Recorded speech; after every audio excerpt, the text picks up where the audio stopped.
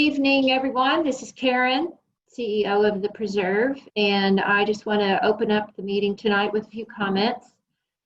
Thank you for joining us at this very important opportunity to update our community and inform you on a serious condition. We have some fire information to update you on, and we're also providing some information on a new Preserve resident, Mr. Black Bear. So we've got Forrest and Dr. Christie going to provide the information, but I'd like to start the meeting with just a few comments. First of all, to say the least, 2020 has been an interesting year, more challenging than anything. I think that goes for everyone that's listening tonight, as well as everyone pretty much in the world. Tough time. I'd like to commend the community. It's been interesting to sort of watch everybody band together. I appreciate the attention that you've given our staff, lots of new rules, lots of new things to introduce, and I appreciate the patience. It's been important, obviously, for our safety, but it's more important, I think, that we all work together. And here we are once again at another sort of crossroads. We actually have fires on 4 sides of our property right now. I don't know if that's setting a new precedent or not. I kind of think it is. We know of the Sobranis fire, the Basin fire, but right now we're have our eye on 4 different fires. So I think it's important, first of all, to remember what we learned in the Sobranis fire, and we've reviewed that, and we have a lot of measures we've taken. So personally, I feel safe at the Preserve. We have done a lot of work with the Conservancy. Our fuel management is exceptional. So from a standpoint of the Preserve, I feel like we're in great shape, but we do have very poor air quality. There's a lot of issues that are going on that are once again disrupting operations. I appreciate your patience as we work through a lot of these changes. But I also want to recall back to 2016, where a couple of words kind of were born into the Preserve, and that's the generosity of spirit. Many of you that were here for the Sobranis fire might remember how the community really pulled together. We loved and cared for each other. We supported, took care of each other, reached out beyond the boundaries, and helped our neighbors. And we're there again. We've got Chief Arcades was supposed to be on the phone tonight, and they're losing homes over in the river fire. And I heard the distress in his voice when he called for us, probably about 45 minutes ago. It's bad out there, and it's our neighbors. So I would just like to, before I turn over the presentation to Forrest, I'd just like to thank everyone for all their cooperation with COVID. And once again, I'm going to ask to double down and really come together. I think that we can be a leader in the community here. And I'd like to start to look for ways we can reach out, perhaps our own boundaries as we take care of ourselves. We're fortunate to live in a place like this. I think we've learned the value of it, perhaps defined it even better through COVID. And this is a real opportunity for us to kind of take a lead in the community and help others. So thank you all for listening tonight. I'm going to turn it over to Forrest. And above all, with COVID and these fire situations, please stay safe. Thank you.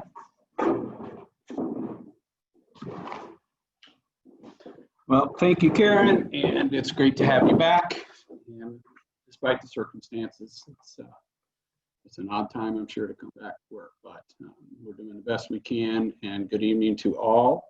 It is a shame that the fire chief could not be here tonight. He looked forward to this, and I actually gave him many outs, yet he refused and said, no, I want to be there. So I know he wanted to be here, and the reason he would have been here is to promote calm and to give all of you some assurances about how well our community is protected in case of these fires ever making it to the Preserve.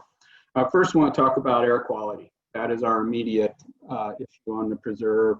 We do have monitors on the preserve on top up at our office at 121 Rancho. We're watching the air quality. Our typical day for any of you that may not be up on the preserve kind of looks like this. We wake up to an incredibly smoky atmosphere and ash falling, and the air quality is very poor. It improves through the day like it did recently. It got to actually a fair quality. Still a little smoke in the air, but it's relatively fair. The weather patterns for the next several days are going to be very similar, and we expect to wake up to very poor air quality tomorrow. Hopefully, our hope is that we do get a slight change in the weather pattern. If we can get a breeze that can come off the ocean, it might help us on the preserve at least push that smoke and clear it off the preserve. But that's not forecast for a few days. So we'll keep our fingers crossed on that.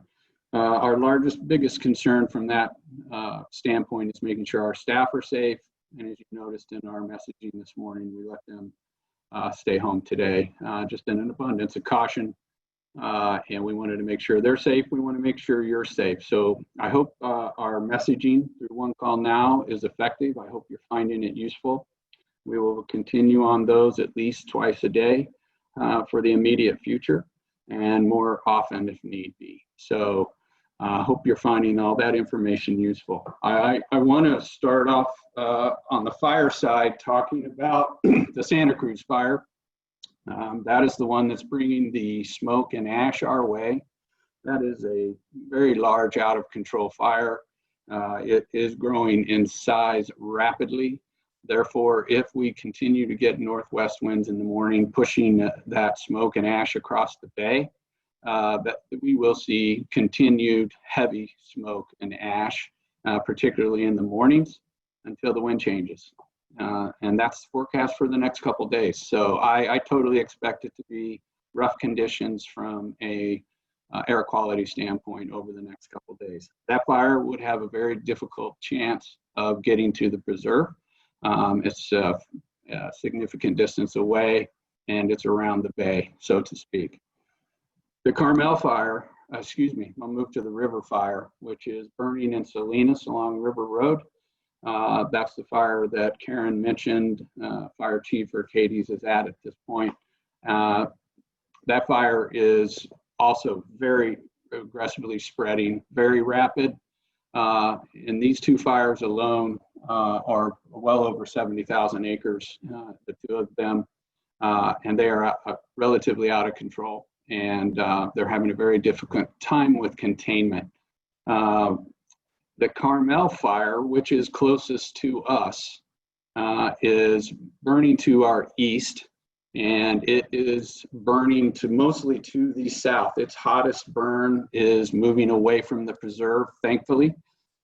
There is some thought, if you can see the map that Lindsay's posted, there is some thought that the Carmel and the river fire will join together at some point, probably out in the Arroyo Seco area, if you're familiar with that. That is far, far to our east. That fire is burning hot in that direction. And fortunately for the preserve, it is burning very slow towards the preserve. It's the fire edge that you can see to the left of your picture. The preserve is not even on the screen here, but it's as the crow flies, about a mile to a mile and a quarter from what would be our eastern boundary or the edge of Long Ridge Trail. So we did have staff was escorted down to the fire line today. We did talk to CAL FIRE. We did talk to our Monterey County friends. They're down there. They are dozing. They are setting up containment lines. If you're on Long Ridge this evening, you will hear dozers this evening. They are reinforcing those lines that they put in the 2016 Sobranes fire. There's a high likelihood, if the weather conditions are good tonight, they may do some backfiring. CAL FIRE would like to snuff this fire out in these locations so that they can go move their resources to other areas. Currently, there is some fire activity that is to the north of that. That's unfortunately moving towards the Carmel Valley Village. There's a lot of concern there right now. but that is not our concern per se right at this time. But it certainly is getting people nervous in the Carmel Valley Village. So our thoughts and our best wishes are for all of those firefighters and folks that are in harm's way for this harm's way. So we are also having an experience in a fire that's in Big Sur. That's called the Dolan Fire. That's rapidly growing as well. That was started by an arsonist, unfortunately, and that fire is moving up and down the coast, but it's also moving out into the national forest. And for those of you who recall the 2008 Basin Complex fire, this fire started in a very similar location. Once it gets into the forest, the federal approach is not to fight the fire, to let it go. So we will keep a close eye on that fire, but right now it's several miles to our south. So I want to reinforce to say to you right now and be clear, there is no fire on the Santa Lucia Preserve. Our biggest risk right now is to our east, and it's the Carmel Fire. The biggest challenge, and we spoke to the fire chief today, was that they are suffering immensely from all of these fires, CAL FIRE, all the local fires. They are asking for national resources because they are really wearing thin and they're depleted on resources and equipment because there are over 400 fires in California right now. It's a very, very difficult time in California, and there's a lot of work being done out there, but there's a lot of concern about how these fires will ever be stopped, quite honestly, in some locations. The winds are in our favor for the preserve, but it's unfortunately pushing these fires into rugged terrain and rough territory where they're having difficulty stopping the fires. So that's our fire situation right now. I just want to reiterate that your staff is watching this 24 hours a day, constant communication with Monterey County Regional and the fire chief. They're keeping us abreast of the events that are happening. We have reinforced our bulldozer on the preserve with a second bulldozer that just came up on the preserve today. We're getting prepared if we need to go out and do some dozer lines out in the Long Ridge area. I do want to reiterate that if evacuations are necessary, you will be notified.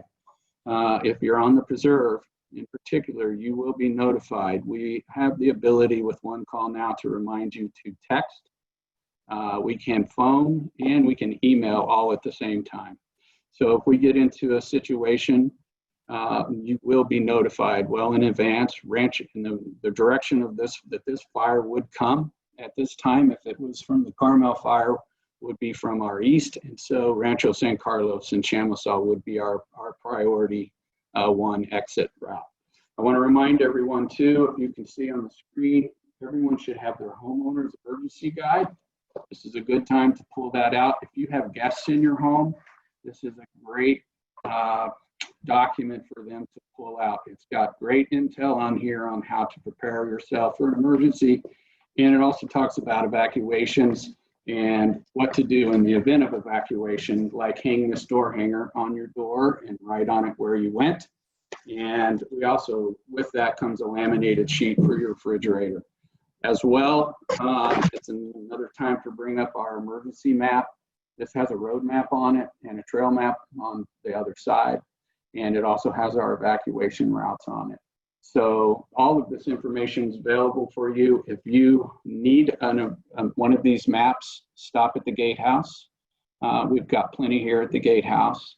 I have plenty up on top of the hill as well. And if you don't have the homeowner's guide or the placard to hang on your door, just respond to one of our community service district emergency emails and just tell us how you'd like to get that to you, and we will. And so that's it for the fires right now. And I know it's a tense time out there. We want to stay calm, and I'm sure we will persevere here. This is not our first fire. You've got a very seasoned staff up there that's watching this closely, and we're ready. And finally, I'll finish this note. One last comment that I do want to say also is to the fire chief wanted me to make sure I did reiterate to everyone that the preserve is the gold plate standard for fire prevention and protection. And as a matter of fact, when it came time to evacuate some horses out in the Kishawa area and out in the far reaches of Carmel Valley, it was recommended to bring them to the preserve. We took in 16 horses from out in the, mostly from Stone Pine, if you're familiar with that. And that was because we're considered a safe zone. And so the fire chief wanted me to remind all of you, you're very well protected on the preserve, all for your fire management plans, our fire routes, our water system, and just it goes on and on and on. So feel protected, feel safe, be calm. And if we can certainly help you with that, you certainly can email questions, give me a call at any time, 24/7, and hang in there. I'm going to rotate the presentation now over to Christy Wyckoff so she can talk about our new resident guest, Mr. Black Bear. And thank you all again for your patience, and I appreciate all your comments, and I know I've gotten a lot of praise about staff and being prepared and all that, and we thank you for that. So we just need to keep our well wishes for those that are in the fire's way, and we'll all just need to hang in there. So thank you very much, and Dr. Christie, it's all yours. Before we transition, Excellent. do you want to take a couple questions? No, let's hold them. Okay. Let's hold the questions. We could answer questions about the fire all night, and then I won't get to talk about the bear. So, but before I jump into the bear, I do want to just very briefly highlight the fact that the preserve was designed with fire in mind. And I want to echo Forrest's comments that the preserve is the safe place. If fire arrives, the community and the land are ready for it. So it's a pretty unique opportunity to live in a community where everything is working to the same goal of keeping the community and the land safe. And fire is something that the Conservancy and the preserve teams talk about routinely. It's something we talk about when it's raining. We talk about it when it's hot. We talk about it all year round. So we're always thinking about it, and we've all done a lot of work on that topic. And we learned a ton during Sobranes that we will also apply to this. And we've been reaching out to all of our contacts at the different agencies in our different capacities with Forest's team and the Conservancy team. So just do know that. If people are concerned about the cattle, we have several contingency plans of where we will move the cattle around on the property if there was any reason that we needed to. We are certainly thinking about them with the smoke as well. If you have more questions about that, please feel free to contact myself or Rodrigo. If there's any questions, please just go ahead and put them into the chat. It's been quite the year, as Karen highlighted, first pandemic and now fires. And then in a kind of humorous, but also semi-serious issue, we also have a black bear, which rumor has it has been recently named Betty. I don't know that it's actually a female, but I think Betty the bear has a very nice, happy tone to it in times like these. So black bears are not technically native to our area, but they are native to California. We used to have grizzlies in this area, and so black bears didn't coexist very well with our coastal grizzlies, and so there's not any records of them being here. That said, they are naturally expanding up into our area and now are considered robustly present in San Luis Obispo County, where they were not present before. So I think that we as a community in Monterey need to anticipate that black bears will become more common throughout the county, and our engagement with them at various levels, hopefully always on a positive note, will become more common as well. the larger Monterey community, unfortunately, is not ready for bears, I would say. They are not bear aware, as you would hear up in bear country, like in the Sierras. But I'm excited to share that the preserve is basically ready with the right practices in place. We're nearly there. The requirements that we highlighted in our email to everybody today about the black bear that are part of the design guidelines, where trash and recycling should be contained, is not just for aesthetics. It's not just for raccoons, which we don't have very many of those on the preserve either. It's also for foxes, for crows, for rats, and for the occasional bear that comes in. And so it is a really important design element, because as you will hear as I continue on, a fed bear is a dead bear. And it can get pretty sobering when you start to think about what happens to a habituated bear. The prohibition of small livestock on homelands and on private lots is also a part of that. The idea that you could have small livestock that might attract a predator, mountain lion or black bear, is a good reason that they should not be on the property. So there are multiple points in the preserve design that have thought about the consequences of these decisions and come up with really wildlife friendly and conservation minded guidance and policies. And so if you've got any questions about either of those, the DRB and the Conservancy are more than happy to chat with you about them. But they are really well thought out, as so much of the preserve is, and have very important roles in both successfully living in wild areas with wildlife and also succeeding in the conservation objectives of this community. Bears' natural instinct is to avoid humans, and they are not considered aggressive. That said, they are incredibly smart and they learn really quickly. And what happens often is that their sensitive noses guide them to smells which they can detect for miles. Quite literally, they will traverse long distances to find carcasses or to come and harvest fresh berries. They are omnivores. Only about 10% of their diet is meat. Most of their diet is fruits and vegetables. And so what they do on the preserve is they come in and they eat the elderberries and they eat the manzanita berries and the toyon berries, and they're coming in because all of those berries are ripe right now on the property. That said, they will eat pretty much anything. They're very much opportunistic, and they are quite literally described as living to eat. So when a human says, I live to eat, take that and factor it by like 10, because a bear really is totally driven by its nose and stomach. If there's not food around, a bear won't stick around. A bear will only hang out where it can constantly get food. And so when we're thinking about preventing wildlife-human conflict with bears, the quick answer is that you remove the food and then the bear will move on. But if a bear is rewarded by successfully eating food, by getting into trash, by getting into coolers, unfortunately, we've seen recently on the preserve, it also got the bear also got into a couple of compost bins.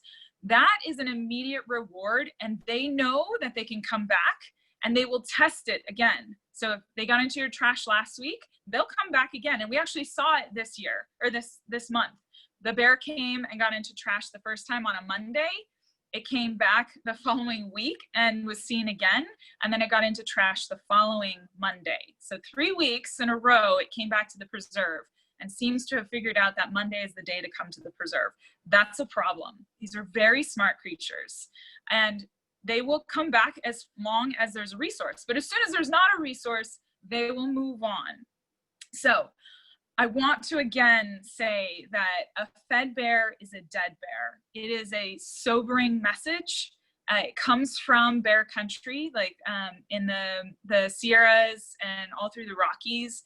They have found that once a bear has started to successfully get rewarded by finding human food, it becomes habituated. And what habituated means is that it doesn't fear humans appropriately anymore. And once they start demonstrating that behavior, it's very hard for them to unlearn it. And it's next to impossible for them to be successfully relocated. And relocation has all kinds of consequences with it too. Often people want to relocate nuisance wildlife, but the reality is that relocation is very hard on the animal because you're putting them into a new area that they don't know. You may be putting them into someone else's backyard, both another bear's territory that doesn't want them to be there, or you're putting it into literally another community's backyard where that bear could become a problem for them. So it's all about preventing the bear from learning these bad behaviors in the first place so that it will move on to its own and does not need to be captured, sedated, and relocated and go through the trauma of that process. The way that we prevent this is, number one, keeping your trash locked up. If you have any questions about that, we would be happy to discuss it with you. I can answer more questions in the comments, and the design review, the Office of Design Construction Services can also give you information about approved and recommended designs for containment. In the meantime, I would highly recommend putting it in your recycling and trash bins in your garage if you don't have a storage area for them. Don't put your trash out for waste management. It should be a service package that includes waste management coming and accessing your trash bins, emptying them, and then putting them back. So there should never be a time when your trash bin is out and available for the bears to get to it. Don't store food outside, even in a sturdy, well-sealed cooler, because they, again, have incredibly sensitive noses and will detect anything that's worth eating. They will detect it. Consider the location of compost, and there are metal barrel composters that you can buy, and we will be sending around some resources when we've located the specifics on them, but they are designed for bear country. So if you're interested in composting, these are barrels. They're really easy to turn. They actually accelerate the rate of your compost degrading and turning into soil, so it's a win-win. Do not use rodent bait around your homes for so many different reasons, but it's an attractant. It's a way that you get animals to come in and eat the bait. And if it's poison, then they die immediately. And if it's not, then they get caught in a trap and will eventually die. But that is an attractant to all animals. And so having an attractant around your home is probably not a good idea when you've got bears around.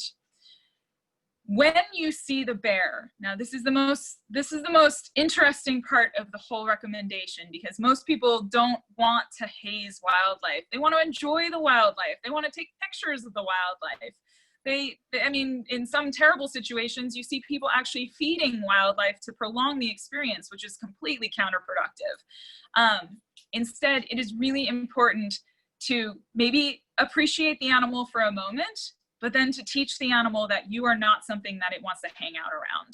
So you need to haze the bear. And hazing is really simple. You can do it with almost everything that you have on hand already. You can turn your car alarm on if you got your keys on hand and make some really annoying noise, because it's annoying to us. It'll be annoying to the animal as well. You can yell, you can bang pots and pans, really show your neighbors how crazy you are by banging your pots and pans out like a mad woman or a madman out there, but the bear will get the message. You can use an air horn. Nobody's going to sporting events, so it's a good use of an air horn these days, and you're not blowing out anyone else's ears. Or you can use bear spray if the bear is close enough, although that really is more of a defense and certainly not something that you want to use in unnecessary conditions, because you don't want to get bear spray on yourself. But you can get bear canister or bear spray canisters which shoot a good distance and are handy to have on hand if you feel like the bear is going to be close. You can pull in your patio cushions. I was joking that a couple weeks ago when the bear was hanging out on the mesa, it got into some trash, and then it got into a garden, and then it slept on some patio furniture. And I've been joking that it's kind of like a broke college student. So you want to make sure that the bear isn't comfortable outside of your home as much as you can. So bring in those patio cushions for the time being at night. And let's make sure that the bear doesn't think that this is a lovely place to live, because it is a lovely place to live. just not for bears. We don't want to contribute to the issue as the preserve. The surrounding community needs to learn these same lessons, but we can really take pride in the fact that we are doing everything in our power to keep this wild animal wild, to keep the bear moving and doing normal bear things and not becoming some habituated animal that just has a very, very poor prognosis for its future. This will not be the only bear we see. We typically see a couple different bears each summer. Sometimes we've seen them in the winter. We will see more bears. So it's not a matter of just addressing this time, this situation. It needs to be something that we think about well into the future and lay plans now for having a really successful coexistence with these wild animals that I believe everyone on the preserve really loves and does not want to see any harm come to these animals. I do also want to highlight the fact that with these fires surrounding us, wildlife will start to move in ways that we don't normally see. Those who've been on the preserve for a long time may recall after the Basin Fire that there was a sudden surge in wildlife that came onto the preserve. And the joke I've heard is that the deer that came onto the preserve from the fire were really dumb. They didn't understand the ways of the preserve and they would walk out in front of cars. I mean, so rude. We may also see more bears coming onto the property. On the flip side, it may be less smoky in areas south of the preserve. So my hope is that the bear has also decided that it's too smoky on the preserve and is trying to find somewhere else to go and maybe has already taken its own leave of absence from our community. But regardless, we need to be prepared that we may see an uptick in all types of wildlife, and it may include other bears who don't know our community either. And let's make sure that we welcome them in the most wildlife compatible manner where they wander through and they don't learn any bad habits. So I am finished with my lecture. I hope you guys all are excited about having a bear on the property, but will help us be responsible in keeping this animal wild. So happy to take questions. Lindsay, you want to take it off from there? Yes. Do we want to start with the bear questions and then flip back to fire? It doesn't matter. Okay. People want to know where the bears have been seen on the preserve. This time, the bear has been seen multiple times up on the mesa, and then most recently it's been seen on the Chamasal near the Briggs and the Stones home. It was also seen about a month ago near Moores Lake and the Equestrian Center. Past sightings have included out in San Clemente, Williams Canyon, up on the Quarry Trail, Cantera Run, and I'm sure I'm forgetting another. Oh, I think we had one out by the Wright cabin out on Stevenson's trail. So they basically are covering the whole property. Okay. And one question, what are we doing about the garbage cans by Moores Lake? I've seen them ransacked lately. Maybe the bear? Yes, it could very well be the bear. I will work with the CSD on trash around the community. We've begun discussing it. It's important for all of the containers to be wildlife resistant.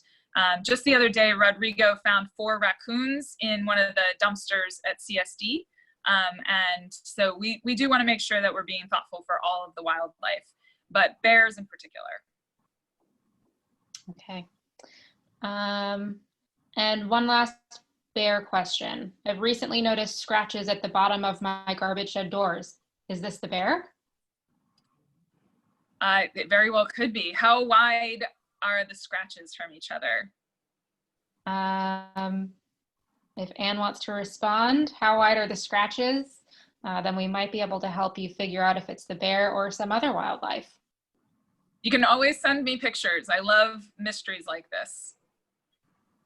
Absolutely. And if you see the bear anywhere on the preserve, before you scare it off with your pots and pans or your car alarm, if it's safe, snap a picture and share it. We love to see it.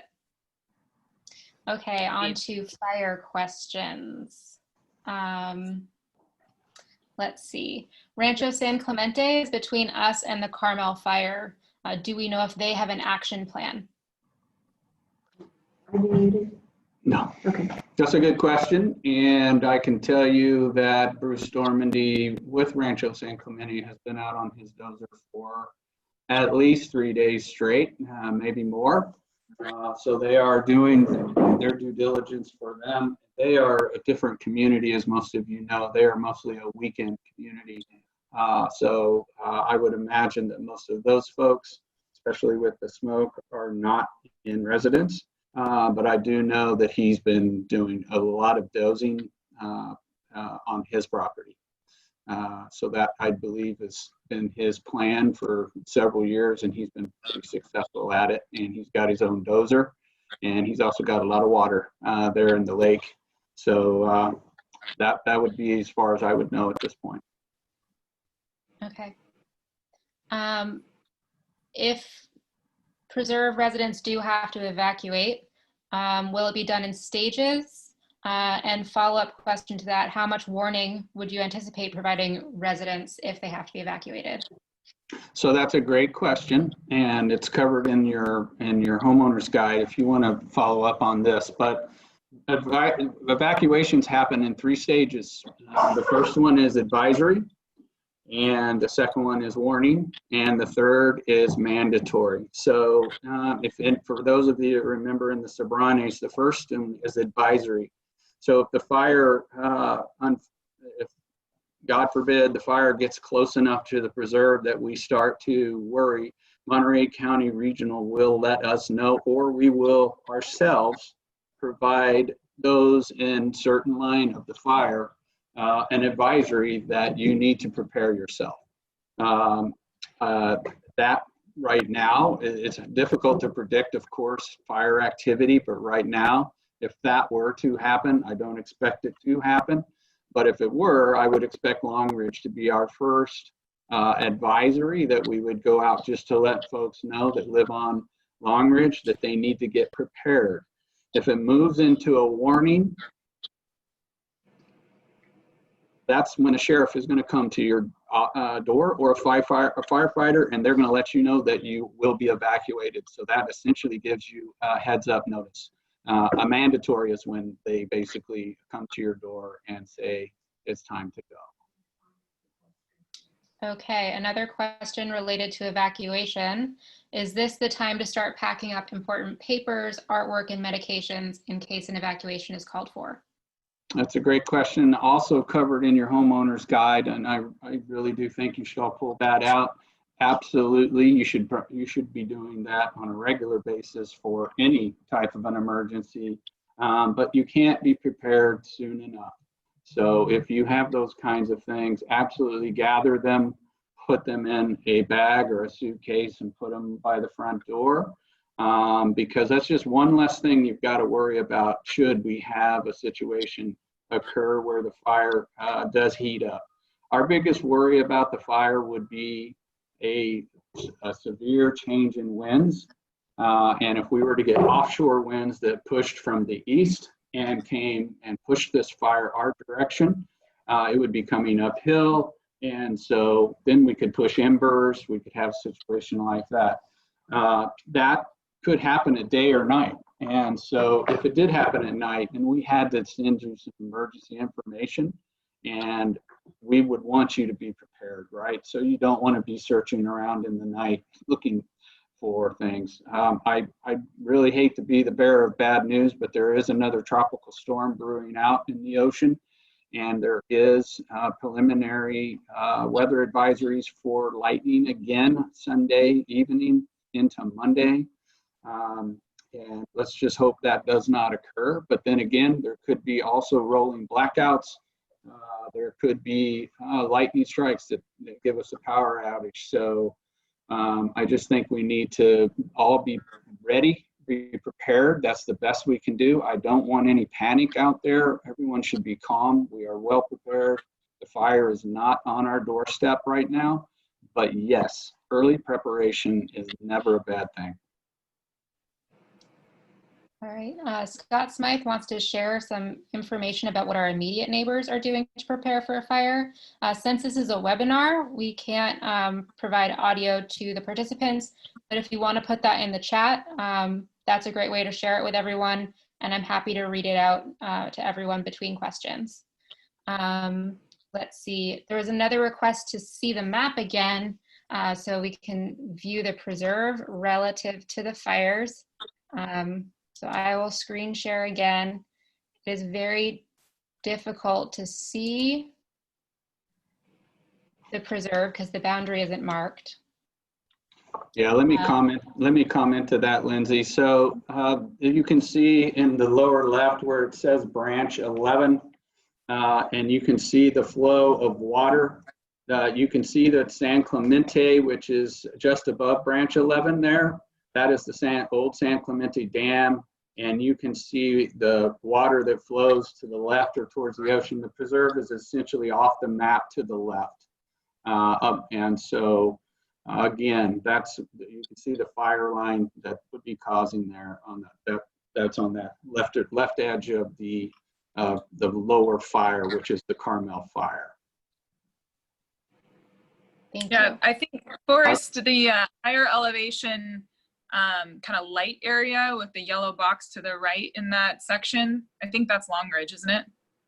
Yeah, it does say Long Ridge, and the cul-de-sac is viewable right here. Okay, good eyes. I couldn't see that without my glasses on.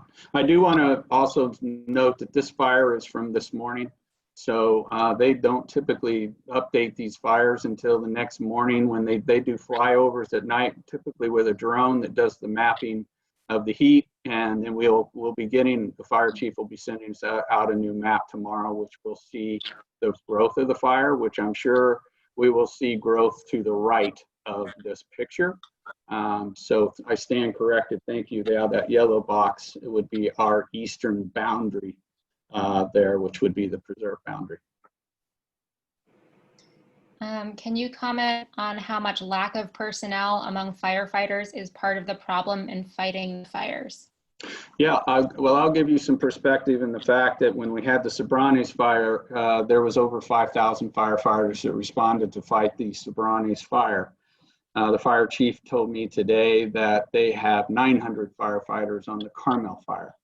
And the majority of them are on the southeast side because that is the rapid spread. That is where the danger zone is, and that's where the homes are threatened. So there are roughly 1,000 firefighters on this fire, which I think, unfortunately, I believe they would love to have 5,000 firefighters again. Another piece to the puzzle for CAL FIRE that's difficult is they typically have a large contingent of prisoners that help fight fires, and they are not unable to do that because of COVID and COVID breakout in the prisoners. And so those hand crews are not available, which is also hurting their firefighting efforts as well.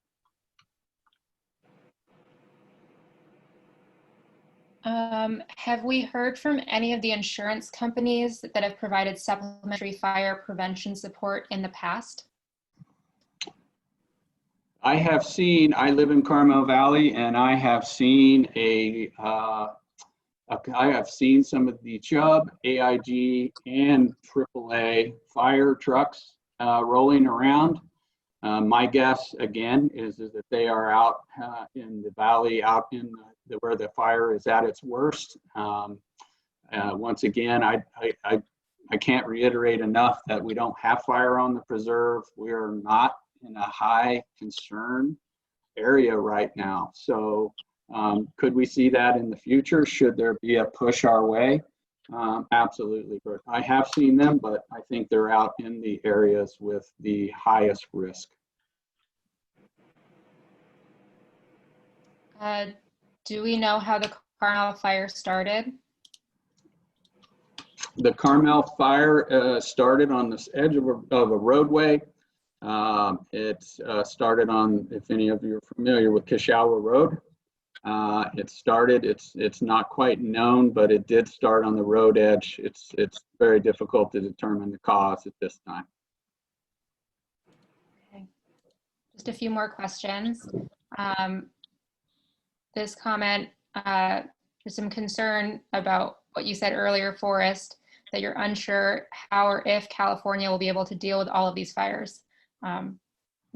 how is the community supposed to manage this perspective, this point of view?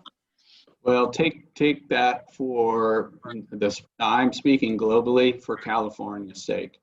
Again, the fires that they're experiencing in other areas, they're over 40, 50,000 acres and are just burning, ravaging.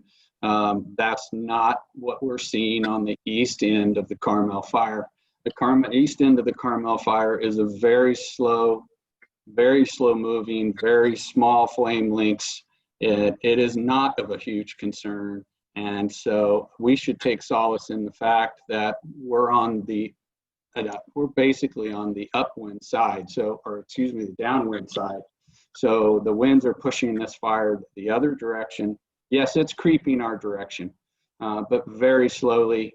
The firefighters, when I talk to Chief Arcades and the CAL FIRE folks, they are very confident with the containment lines that they have between this fire and the preserve. So my comment is echoed from what I heard from the fire chief today, which was a stressful perspective from a fire chief's, making a statement that he's worried.